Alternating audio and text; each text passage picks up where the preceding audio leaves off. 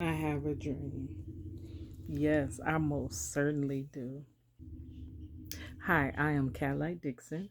I'm the Draw My Life Prison Wife. I'm the legally blind artist that is rapping and painting for justice, hoping to see justice before it all fades to black. Yeah, it's your girl Cadillac. Yes, I had to put all that hoping because, girl, ugh, our system is a mess. But yes, I too do have a dream. I have a dream that all men will be free as well. All those that are in prison wrongfully, which a wrongful conviction can be that you should not be there at all. A wrongful conviction is also an excessive sentence. A lot of times, African Americans get more time in prison. So it makes you think because the prisons are filled with African Americans, one would think that we are just more criminalized than other, ethnicities, which that is not the truth.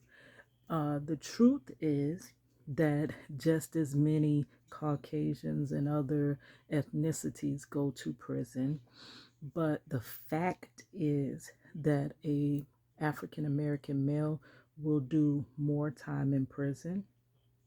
They will pay more for their bonds to get out of prison. If that's why a lot of African Americans can't even make bond. So it's unfair. The scales of justice are off. So this is everyone else. And for African American men, we're right down here. Not that I'm an African American man, but representative of an African American man. And I am African American, don't forget that part. But they're down here. So the justice system, you're already down here, and everybody else starts up here. So my dream is that there would be justice for anybody that goes before a judge. They say a jury of your peers, baby, that is a myth. You probably, if you are African American, most likely you are not going to see any African Americans on your jury. If you do, most likely it will be one that can easily be outnumbered. Or if they stand up for you in any way, people will say, you're only saying that because you're black. Like, you only feel that way because you're black. Like, duh. That's what we need. We have a different experience in this country than other people do. So a trial needs the black experience so that you can debunk some of the bogus stuff that they throw out there. Other ethnicities, I'm not saying that they definitely will believe the bogusness, but they're more prone to believe in it because they sometimes already have preconceived notions of how us as African Americans are because they've been displayed like that through the media, which always asks me, I always ask myself, brings me to think, well, if we are, everybody responds to us because of what they see our a representative of us are, right? Right? The people that are in the media. Those are the representatives of all African Americans. Like we're all the freaking same, which I know we're not all the same. Like we're all different. I've met, been around, a lot of African Americans, but I've never met anybody like myself. Like, so explain that one to me. You know what I'm saying? So we're all different, but they want to group us all and categorize us all being the same, all being that notion of criminal. So when you walk into a courtroom, you already have that. You already have the preconceived notion that, yeah, most likely that's all them young black boys do is rob and all that. So most likely he did rob. You know what I'm saying? So you have that biasness and you need that representation on your jury to show that, hey, no, a similar situation happened to me or my brother or my cousin and stuff like that. I used to be so excited when I got that jury duty notice, girl. Yes, I would be so happy. I would be prepared. I don't care if you're not paying me a dime.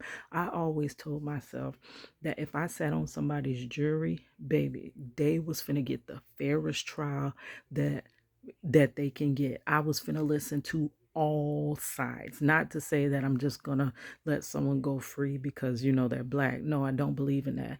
You do have to pay your consequences for what you do. But you also deserve to get the same consequences that would be handed down to somebody of a different ethnicity. So that as well is a wrongful conviction. When you do something that actually the result should be, maybe a few years in prison, and as a result, they give you decades in prison or life. That's a wrongful conviction as well. So my dream is that all of those that are in prison unjustly and unjustly and unequally will be freed. And baby, I hope Marcello Jackson name is on that list somewhere. Yes. So the whole point, I don't even know where that came from, girl, because that ain't why I pushed record on this video. I had a story time, a story time. Yes. Okay, so the story time was of when I went to go vote, and by my surprise, I think we were just voting for I'm not sure what we were voting for, to be honest. I can't remember because this was a long time ago. This was in 2004. But during the election, I didn't. No, I think it was 2003. Can't remember, girl. But, anyways, anywho, we were voting. And to my surprise, when I went in that booth, whose name did I see on that ballot? Who? Girl, I seen the name of the judge that sentenced Marcello Jackson to 40 years in prison. I seen his name on the ballot to move up to be Supreme Court judge. Do you know how it infuriated me? I'm like, are you freaking kidding me? So, on a circuit court level, you didn't judge fairly. A judge is supposed to be impartial. You're supposed to look at everything. A real judge would have said, there's no evidence in this case, so I cannot. They always say that they take the oath to uphold, the law, but I don't see enough to take 40 years from this man's life. I don't see enough evidence for that. You claim he, robbed somebody. Where is the weapon that, in fact, you are charging him with that holds so much weight that a weapon charge causes the time in prison to be times 4? Okay, you want me to charge him with that and take that amount of time from his life? Baby, where the weapon at? And where is the evidence of a weapon? Okay, so we don't actually have the weapon, right? But is there evidence that there was a weapon involved in this case? No, no, not one shred, right? Where are the fingerprints? You got fingerprints? Do you have DNA? Do you have any type of anything besides the word of mouth of somebody that is actually has a benefit? They actually can benefit from this person, you know, going to jail.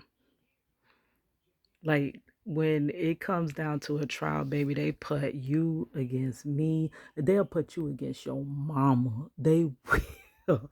It'll be you or your mama, and one of y'all going down. And that is when people, and they know that. They know that. So if that person is in jeopardy of going to jail, either you speak or your life gonna be gone, or you tell the truth. And you know what I'm saying? So of course people are going to say whatever they want, them to say. But as a judge, he should have sat there and analyzed Marcello's case. It was like, I can't with good faith hand this man down a 40-year sentence, in which in fact the judge stated he wanted to give Marcello life. Now I'm not sure how different 40 years to a 20-year-old boy just coming into his manhood, maybe not even came into his manhood yet, but I don't know the difference in 40 years and life, because the average lifespan is not much more than that. So he would have to at least live to 60 for this not to be a life sentence. But he was saying that just so Marcello had a second shot at life, he only wants to give him life, but instead he would give him 40 years so that he will have a second chance one day. Now, no evidence, no fingerprints, no DNA, no weapon that you're charging him with, and you charging him with it. Like, what? So you completely did not make the right, judgment over that case. But that led me to think how many other African Americans sat before you and you did them the same way. Or how many other ethnicities sat before you and you gave them much lighter sentences, which I actually got a story about that. And so Marcello, I'm shaking my hand, I'm sorry. Marcello was stating that when he was in the little holding area before going to trial to I think it was sentencing, because they took him into custody. He was out on bond when he went to trial. So I was able to have him in his suit and everything like that. He had his suit, his shoes, and all of that stuff. But after losing trial, they took him into custody. So when he came to his sentencing, which I don't think he wore his suit and stuff like that to sentencing, which I don't think I was aware that he could have wore his own clothes. But when they took him into custody, then that's when they were all together sitting in the back. And he was telling me how there was a man of Caucasian descent that was back there, and he had very similar charges to him. And he went in first to sit before the judge. And he came back and he only had gotten a few years. And Marcello was like, oh, so maybe, I've been wrongfully convicted, but maybe I won't get so many years. And baby, so if there was a way to see how these judges convict African Americans as opposed to Caucasians, that will show how fair a judge is and whether they need to go from circuit court judge to Supreme Court judge. But anyhow, I left that booth and I voted no to him. I usually don't even vote for judges because, to be honest, I don't know who is fair and just. And if I don't know that you're fair and just, I am not going to vote for you. I eventually started voting no to all judges because honestly, baby, I don't see nothing y'all doing here in Florida, like for real. So I felt maybe they need to just shake it up. Just voting, maybe if they get out of there, then the next ones will come in, just to keep an overturn of judges. So it's not the same old people in these positions. But baby, I voted no. And I called everybody I know. I was like, do you know that I went home and I told my parents, and I was like, if y'all vote, please vote no for these, because he's not just. This is not a just judge. And he's going up for Supreme Court judge.